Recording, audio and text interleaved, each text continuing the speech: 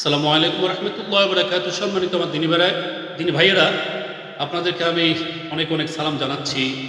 আপনারা আমার এই ভিডিওগুলো দেখছেন এবং আমল করার চেষ্টা করছেন ইনশাআল্লাহ। আমার জন্য দোয়া করবেন যেন আমি আরও বেশি বেশি আমল নিয়ে আপনাদের সামনে হাজির হতে পারি। আপনারাও আমল করবেন, আমি আমল করার চেষ্টা করছি আলহামদুলিল্লাহ। ভাইয়েরা, আজকে আমরা একটা আল্লাহ তাআলার তাসবিহ আমরা শিখব। যে তাসবিহটা যদি আমরা সকালবেলা ১০০ বার পড়ি, তাহলে আল্লাহ সুবহানাহু ওয়া তাআলা আমাদের জিন্দেগীর সমুদয় গুনাহগুলো মাফ করে দেবেন। সুবহানাল্লাহ।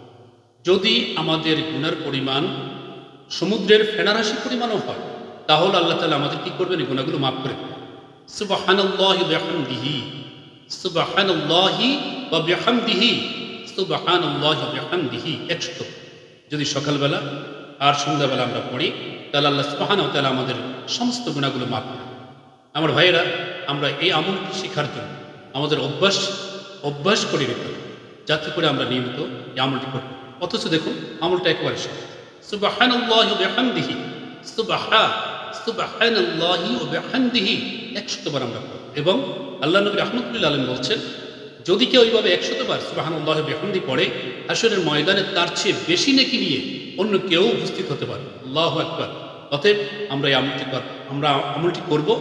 আমরা আমলটি করার জন্য আন্তরিক হব এবং আমরা ইখলাস আল্লাহ নিয়তের সাথে আমরা আমলটি করার চেষ্টা করব ইনশাআল্লাহ।